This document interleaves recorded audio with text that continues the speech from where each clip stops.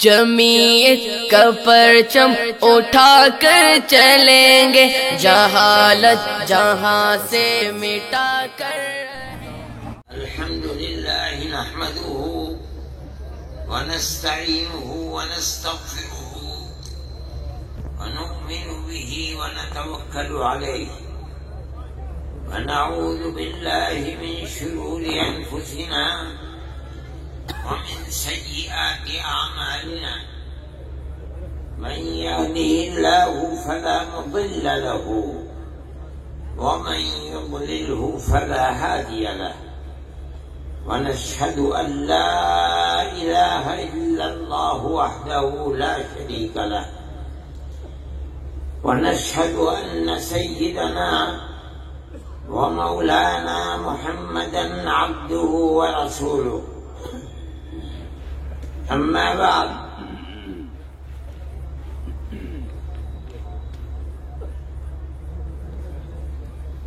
پنجاب، ہریانہ، ہماچل اور چنڈی گڑھ کے نائب امیر شریعت علماء میوات اور قرب و جوار کے شریک ہونے والے علماء سے وابستہ حضرت امیر شریعت سے وابستہ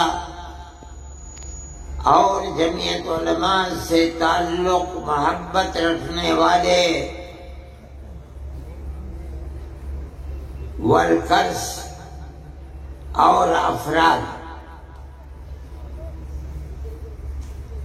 میں اپنی عمر اور طرح طرح کے عوارض اور بیماریوں کی وجہ سے حقیقت یہ ہے کہ آنے کے لائق نہیں تھا، لیکن حضرت مولانا محمد الیاس صاحب نائب امیر شریعت اور میرے محترم میاں جی رمضان صاحب اور دوسرے جمعیت کے احباب کا اصرار تھا، میں آ گیا۔ اور اگر مجھے یہ معلوم ہوتا کہ یہ جگہ 100-125 کلومیٹر ہے تو میں ہرگز بھی نہ آتا۔ میں تو یہ سمجھا کہ گھنٹہ 1.5 گھنٹے میں پہنچ جاؤں گا، مگر یہاں پہنچنے میں تو 3 گھنٹے لگ گئے، اور اب یہاں سے واپس جانے میں اور 3 گھنٹے۔ لیکن مجھے آپ حضرات کے اتنی بڑی تعداد میں امانت شرعیہ کے سلسلے میں جمع ہونا مجھے آنے کے بعد بڑی خوشی ہوئی۔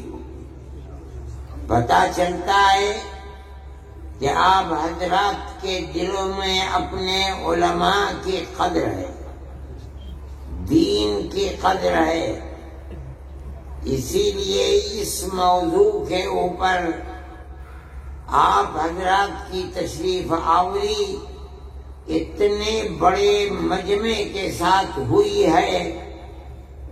اللہ آپ کے دلوں میں اور آپ کی اولاد اور نسلوں کے دلوں میں دین اور دین سے وابستہ علماء سے اس والہانہ تعلق کو قائم رکھے۔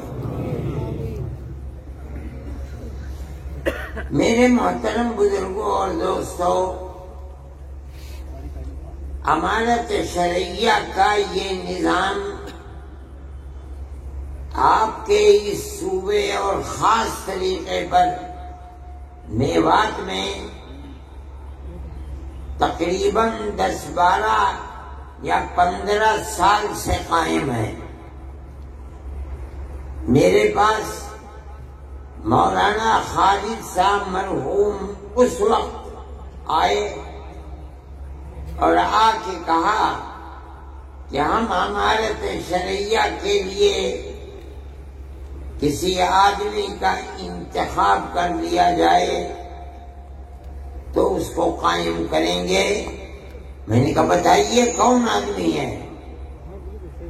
انہوں نے مجھے بتایا کہ مولانا اسحاق صاحب مرحوم اس کام کے لیے مناسب رہیں گے۔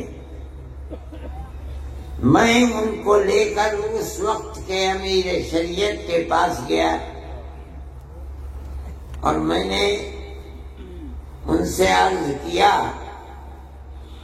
کہ میوات میں جس سے وابستہ اور بھی ایسے صوبے ہیں جن میں مسلمانوں کی تعداد کم ہے، مولانا جانے پہچانے آدمی ہیں، آپ انتخاب فرما دیں۔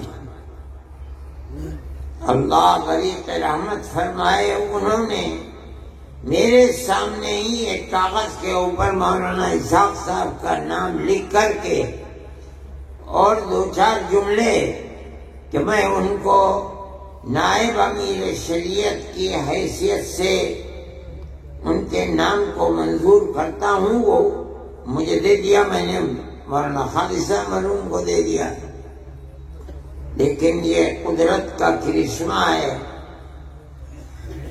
کہ مولانا اسحاق صاحب بیمار ہو گئے اور ایک لمبی بیماری صاحب فراش، چلنے پھرنے سے معذور ہو گئے۔ امارت شرعیہ کے پلیٹ فارم سے کام جو ہونے چاہیے تھے وہ کام نہیں ہو سکے۔ حقیقت یہ ہے کہ اگر مولانا صحت مند ہوتے اور امارت شرعیہ کے پلیٹ فارم سے متحرک ہوتے، کام کرتے، تو اس وقت ان کے دنیا سے جانے کے بعد امیر شریعت کے لیے کام کی ڈگر، کام کا نہج، کام کا طریقہ مشہور و معروف ہوتا اور موجودہ نائب امیر شریعت کو کام کرنے میں سہولت ہوتی۔ لیکن وہ علماء جن کو مولانا الیاس صاحب نے پکڑا ہے اور جو اپنی خوش قسمتی سے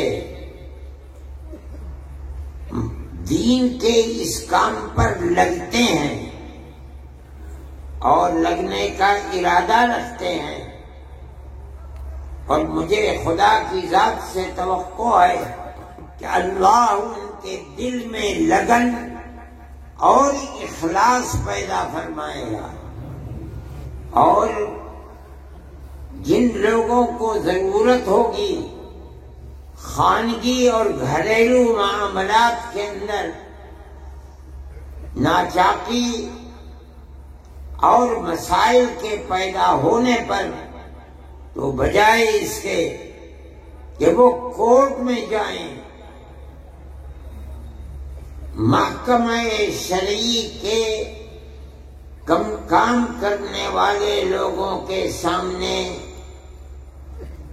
اپنی تحریر دیں گے کہ ہمارے اختلافات ہیں، ہم آپ کو حکم بناتے ہیں اور آپ جو فیصلہ کریں گے ہمیں منظور ہوگا۔ ان کو حکم بنا کر ثالث کے طریقے کے اوپر رکھیں، معاملات کو رکھیں، اور وہ اللہ کو اپنے سامنے حاضر و ناظر سمجھ کر بغیر کسی روح رعایت کے قرآن و حدیث کو اپنے سامنے رکھ کر اس کے مطابق فیصلہ دیں۔ یہ ضروری ہے آپ اس چیز کو سمجھیں کہ عدالتی نظام ساری دنیا کے اندر رائج ہے،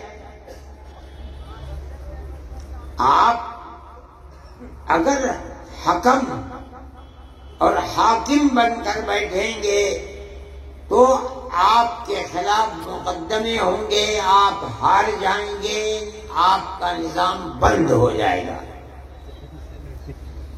اگر آپ کسی چیز کو چلا سکتے ہیں تو اس کی صرف ایک ہی صورت ہے کہ آپ محکمہ شرعیہ چلانے والوں کو ثالث بنائیں اور یہ کہیں کہ ہمارا جھگڑا ہے، ہم آپ کے سامنے پیش کرتے ہیں، آپ ہمارے جھگڑے کے درمیان میں فیصلہ فرما دیں۔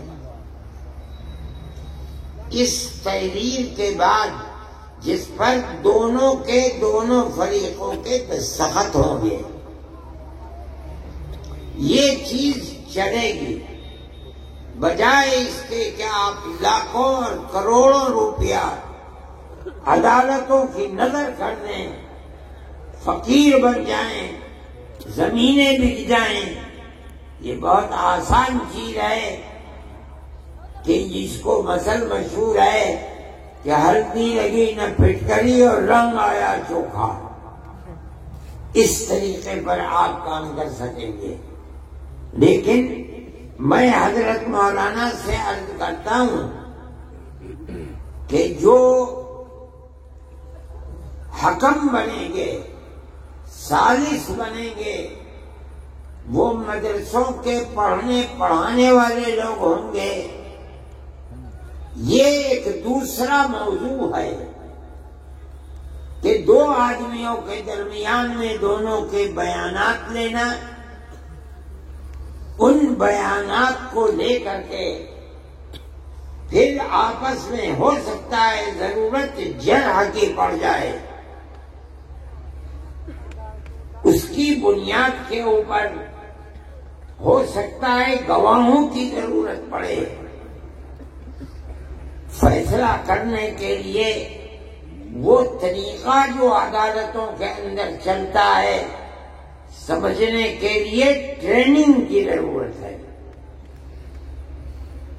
میں ان حضرات سے مولانا سے میں نے منصور پوری سے مولانا سلمان صاحب منصور پوری سے میں نے کہا تھا کہ حضرت مولانا جب متعین کر دیں کہ اس جگہ یہ، اس جگہ یہ، اس جگہ یہ، ان کو 1 2 3 4 دن کے لیے بلاؤ،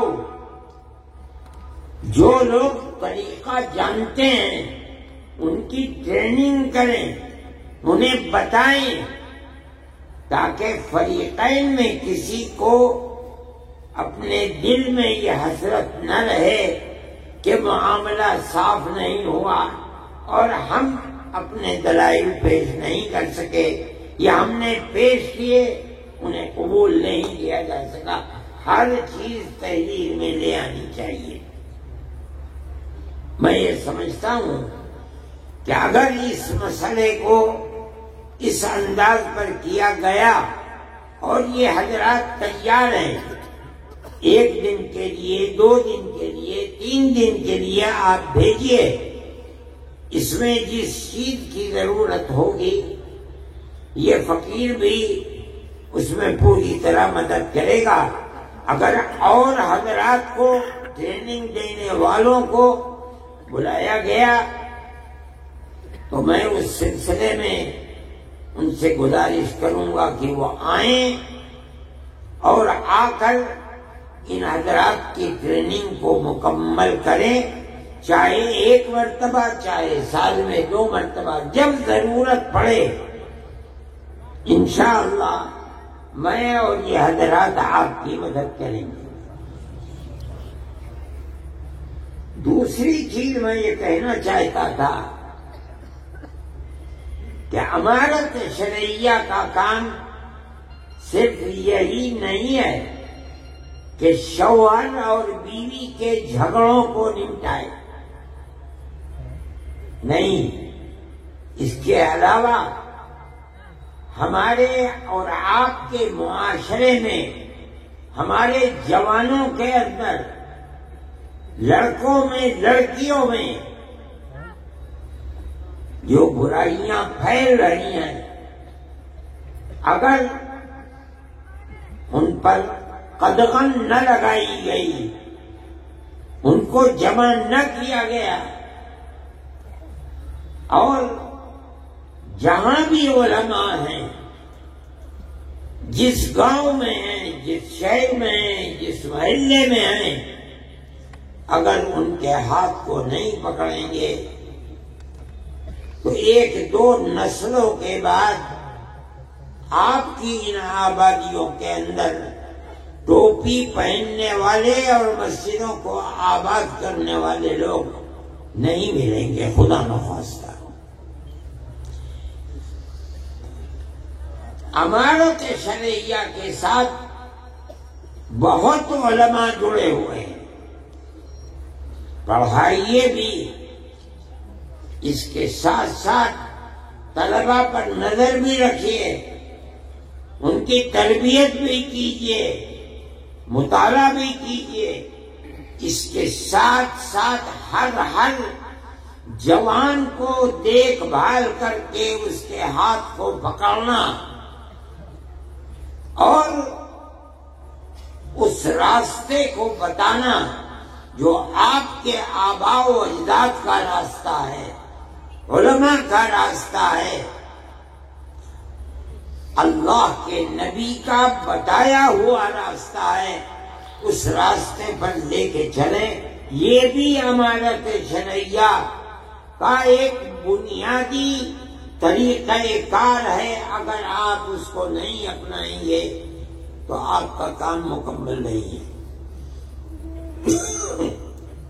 وہ ماں باپ جو اپنے بچے کو دیکھ رہے ہیں کہ وہ راستے سے ہٹا ہوا ہے، علماء کو بتائیں۔ علماء کا یہ فرض ہے کہ جائے، قریب کرے، محبت اور پیار کے ساتھ سمجھائے، اور امر بالمعروف اور نہی عن المنکر کر کے اس کو سیدھے راستے پر لائے۔ یہ فرض ہے۔ مجھ سے لوگوں نے اس سفر میں بھی بتایا، پہلے بھی بتاتے ہیں کہ لوگوں کے اندر جوا، سٹا، شراب، بدکاری پہلے سے بہت زیادہ ہے، اور یہ چیز آپ کی بھی عفت و پاک دامنی کے اوپر پھٹا لگائے گی۔ آپ کے بچے اگر محفوظ نہیں ہیں، لڑکے، یاد رکھیے کہ آپ کی لڑکیاں بھی محفوظ نہیں رہ پائیں گی۔ دنیا کے اندر آج وہ طبقے ابھر رہے ہیں، طاقتور بن رہے ہیں، جن کا مقصد یہ بنا ہوا ہے کہ وہ مسلمان بچیوں کو آوارہ گردی کا شکار بنائیں۔ مخلوط تعلیم اور موبائل سب سے بڑا ذریعہ ہے بربادی کا۔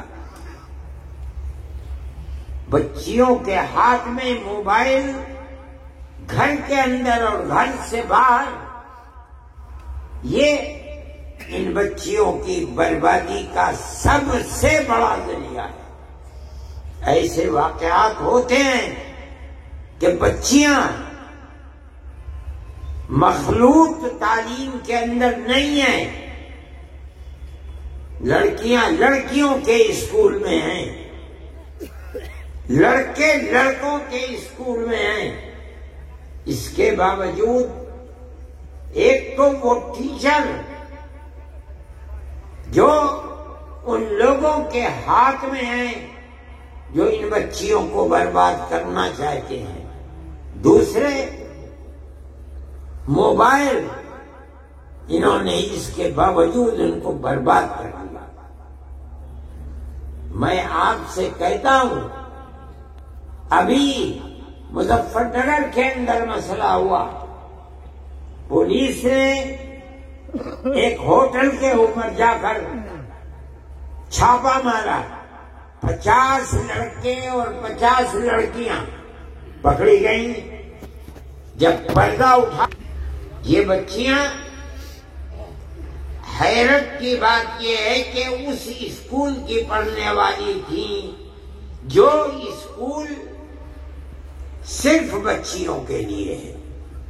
سوال پیدا ہوتا ہے کہ ان لڑکوں سے جو مسلمان لڑکے نہیں تھے، ان کا تعلق کیسے پیدا ہوا؟ اس کی دو ہی چیزیں ہیں کہ جو ٹیچر ہیں وہ مسلمان نہیں ہیں، حالانکہ عورتیں ہیں۔ دوسری چیز موبائل، اس نے تباہ کر کے رکھ دیا۔ اب ان ماں باپ کا کیا حال ہے؟ جمعیت علماء کے لوگ وہاں گئے، ہاتھ جوڑ کر کھڑے ہو گئے کہ ہم کچھ نہیں کریں گے، ہماری یہ ٹوپی تمہارے پیروں میں ہے، ہمیں برباد مت کرو۔ ان لوگوں نے مجھ سے کہا، میں نے کہا چھوڑ دو۔ جنہیں خود اپنی بربادی کے اوپر رونا آتا ہے اور انہوں نے اپنی بچیوں کے ہاتھ کو چھوڑ دیا اور یہ سمجھتے ہیں کہ موبائل اور اسکول میں پڑھنا انہیں نقصان نہیں پہنچائے گا۔ میں آپ سے کہہ رہا ہوں کہ آپ اگر اس پر قدغن اور روک نہیں لگائیں گے تو آپ اپنی بچیوں کی عفت و پاک دامنی کی حفاظت نہیں کر سکتے۔ حضرت امیر شریعت صاحب میرے پاس بیٹھے ہوئے ہیں، میں یہ کہنا چاہتا ہوں، اور بہت علماء ہیں، اس کے لیے پروگرام بناؤ، اپنی قوم کو راہ راست پر کس طرح لایا جا سکتا ہے، اپنی زندگی کو کھپا دو، لگا دو۔ اگر اس کے اندر کوتاہی ہوگی تو آنے والے 50 سال کے اندر کتنی بربادی ہوگی، آج آپ اس کا تصور نہیں کر سکتے۔ ایسے لوگ ہیں ملک کے اندر جن کا پروگرام یہی ہے کہ مسلمانوں کے گھروں کے اندر عفت و پاک دامنی کا جنازہ نکالا جائے، اور وہ اس کے اوپر لگے ہوئے ہیں۔ میں خواہ اس چیز کو، یہ مجمع، یہ جلسہ وہ سننے کے لیے نہیں ہے، میں یہ کہتا ہوں، ماں باپ سے بھی کہتا ہوں، علماء سے بھی کہتا ہوں، امارت شرعیہ کے ذمہ داروں سے بھی کہتا ہوں کہ خدا کے لیے قوم کی فکر کرو۔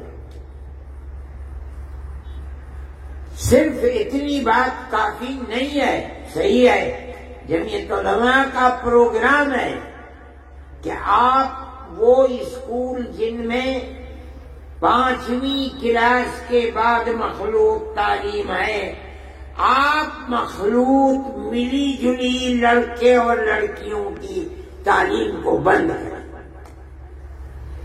خدا نے جن کو طاقت دی ہے، 10 20 25 50 آدمی مل کر تھوڑی سی زمین دے کر بچیوں کے لیے الگ اسکول، بچوں کے لیے الگ اسکول بناؤ۔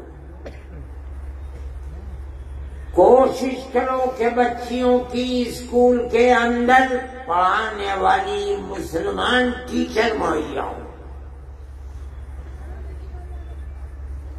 ان اسکولوں کے اندر عورتوں کی جماعتیں بھیجو، ان بچیوں کی تربیت کریں،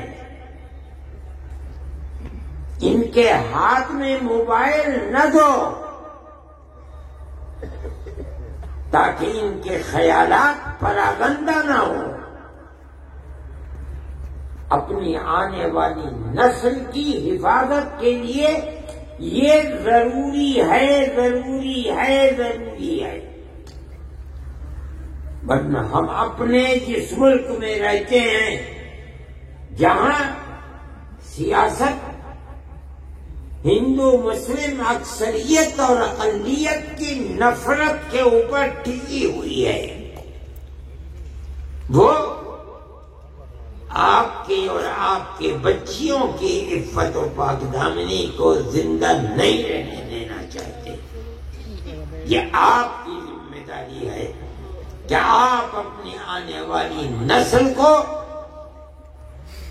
العیاذ باللہ ارتداد سے بچائیں اور انہیں مسلمان چھوڑ کر مریں۔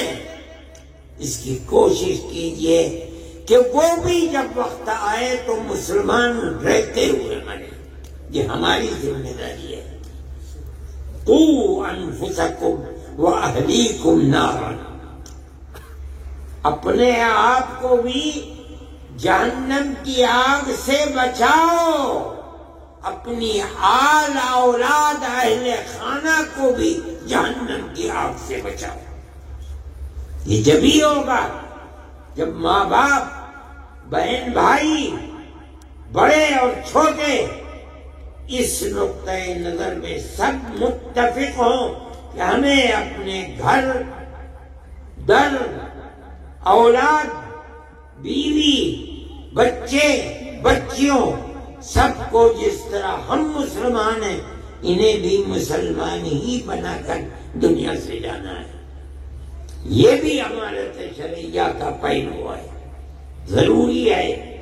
اس لیے آپ حضرات جس ولولے اور جذبے کے ساتھ آئے ہیں، میں آپ سے کہتا ہوں کہ آپسی گھریلو جھگڑے یقیناً ان کا حل ہونا چاہیے۔ امانت شرعیہ کا پلیٹ فارم اس کے لیے نہایت ضروری ہے، لیکن صرف یہی امانت شرعیہ کا کام ہے اور کچھ نہیں، غلط ہے۔ میں نے کہا کہ اپنی اور اپنی نسل کی حفاظت یہ کم ضروری نہیں ہے، ضروری ہے اور بہت زیادہ ضروری ہے۔ میرے بھائی، میں نے تو ان سے یہ کہا تھا کہ میں 10-15 منٹ بولوں گا، اس کے ساتھ ساتھ میں اپنی بات کو ختم کرنے سے پہلے آپ سے کہتا ہوں کہ ہم اور آپ اسی ملک کے رہنے والے ہیں۔ اگر اس ملک میں جاٹ رہتا ہے تو مسلمان بھی جاٹ ہے، اگر ہندو برہمن ہے تو کشمیر میں جا کے دیکھو مسلمان بھی برہمن ہے، راجپوت ہے ہندو، مسلمان بھی راجپوت ہے۔ ہر برادری جو ہندوؤں میں پائی جاتی ہے ہندوستان میں، مسلمانوں میں بھی وہ برادری پائی جاتی ہے۔ اس کا مطلب یہ ہے کہ دنیا یہ سمجھتی ہے، نادان، بے پڑھے لکھے، کہ ہندوستان میں مسلمان باہر کے آئے ہوئے ہیں، وہ جاہل ہیں۔ کچھ لوگ ہو سکتا ہے 1,00,000 2 لاکھ 10 لاکھ ہندو مسلمان ایسے ہوں کہ جو باہر کے آئے ہوئے ہیں، آ گئے۔ آج ساری دنیا کے اندر مسلمان ہیں، امریکہ میں جاؤ مسلمان ہے، یورپ میں جاؤ مسلمان ہے، اور ساری دنیا کے لوگ آئے ہیں کھانے کمانے کے لیے، وہ بھی وہاں پہنچے ہیں۔ لیکن ہندوستان کے اندر ایسا نہیں ہے۔ یہاں تو 96, 97, 98, 99% مسلمان کسی ملک کا رہنے والا ہے۔ ان کی زبان ایک ہے، پہناوا ایک ہے، رہن سہن ایک ہے، کہاں دوسرے کے. لیکن میں یہ کہتا ہوں کہ جب ہم ایک ہیں، ایک ہی گھرانے سے پیدا ہوئے ہیں، ہمارے ماں باپ ایک ہی تھے، تو ٹھیک ہے. لوگ نفرت کی سیاست کرتے ہیں، لڑاتے ہیں، جھگڑاتے ہیں، لیکن مسلمان کو اپنا مذہبی فریضہ سمجھ کر یہ بات کہنی چاہیے کہ مذہب کچھ بھی ہو، ہم ایک ملک کے رہنے والے ہیں، ہم سب بھائی بھائی ہیں. آپ 1400-1300 سال سے اس ملک میں رہتے ہیں اور اسی تاریخ کے ساتھ رہتے ہیں. گاؤں در گاؤں رہتے ہیں، ہندو اور مسلم رہتے ہیں، پیار و محبت کے ساتھ رہتے چلے آئے ہیں. یہ ہمارا امتیاز ہے. دنیا چاہتی ہے کہ جہاں اقلیت ہندو کی ہے مسلمان نکال دیں، جہاں اقلیت مسلمان کی ہے ہندو نکال دیں. مسلمان کی دکان سے نہ خریدو، مسلمان ہندو کی دکان سے نہ خریدیں. یہ ہماری تاریخ نہیں ہے. ہم تو بھائی بھائی کی طرح رہتے تھے. آپ کی تاریخ کو دنیا آگ لگانا چاہتی ہے. جمعیت علماء کا نظریہ یہ ہے آپ اپنی تاریخ کو زندہ کریں اور ہندو مسلمان ہر جگہ بھائی بھائی بن کر رہیں، ایک دوسرے کے دکھ میں سکھ میں شریک رہیں. اگر کسی کے یہاں شادی بیاہ ہے، اگر اس نے نہیں بھی بلایا ہے، آپ چلے جائیے، مبارکبادی دے کے چلے آئیے. لیکن اگر آپ الگ رہیں گے تو اس کا مطلب یہ ہے کہ ملک کی وہ فرقہ پرست طاقتیں جو الگ کرنا چاہتی ہیں، آپ اپنے عمل سے انہیں کامیاب بنا رہے ہیں اور ملک اس طرح برباد ہو جائے گا. ہمارے تشریعیہ کا یہ موضوع نہیں ہے، لیکن جمعیت علماء کا یہی موضوع ہے. میں اتنا بڑا آپ کا مجمع ہے، میں اس دن دلی کے اندر میرا جلسہ تھا، ایک پنڈت جی کہا بھائی میں بھی آؤں گا. اتنا بڑا ٹیکا یہاں لگا ہوا، صبح صبح آ گئے. میں نے کہا پنڈت جی چلو. وہ آ کے میرے پاس ہی بیٹھ گئے، بہت دیر دیکھتے رہے دائیں بائیں. اس کے بعد جب میں نے انہیں فون کیا بعد میں پنڈت جی گئے تھے کیا گیا، کہنے لگے جی میں نے تو اپنے جیتے جی اتنا بڑا مجمع دیکھا نہیں تھا. میں نے کہا کوئی خراب بات آجی کیا بات کرو ہو، اچھی بات کی تھی. تو میں یہ کہتا ہوں کہ پیار و محبت، ایک دوسرے کے دکھ اور سکھ میں بھائی بھائی کی طرح شریک ہونا، شریک رہنا، اس کو آپ اپنی زندگی کا مضبوط نصب العین اور نظریہ بنائیے. تبھی آپ عزت و آبرو، چین و سکون، امن و امان اور پیار و محبت کے ساتھ رہ سکتے ہیں، اور یہی آپ کی تاریخ ہے. آپ اس چیز کو سمجھیے جو میں کہہ رہا ہوں، اور اس پر اپنے آپ کو مضبوط کر لیجیے. کوئی کچھ بھی کہے، آپ اسی کو اپنا نصب العین بنائیے. علماء کو یہ بات لوگوں کے سامنے رکھنی چاہیے، اور اپنے باپ دادا پردادا کی جو تاریخ تھی جس کو مٹایا جا رہا ہے، آپ اس تاریخ کو زندہ رکھیے. دوسرے جو بات میں نے کہی ہے، بچیوں کے اسکول الگ، بچوں کے اسکول الگ بنائیے، اور ان بچیوں کے اندر اور بچوں میں بھی آپ تبلیغی جماعت کو، عورتوں کی جماعت ان اسکولوں میں، بچیوں کے، مردوں کی جماعت بچوں کے اسکول، ان کی صحیح تربیت کیجیے، رکھیے۔ بغیر تربیت کے تعلیم کچھ تعلیم نہیں ہے، بیکار ہے۔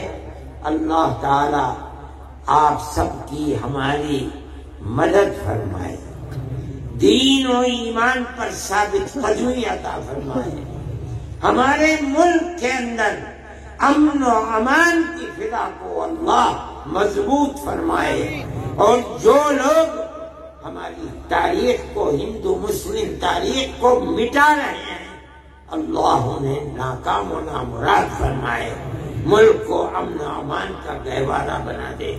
وصلی اللہ تعالی علی خیر خلقہ سیدنا محمد وعلی آلہ واصحابہ اجمعین۔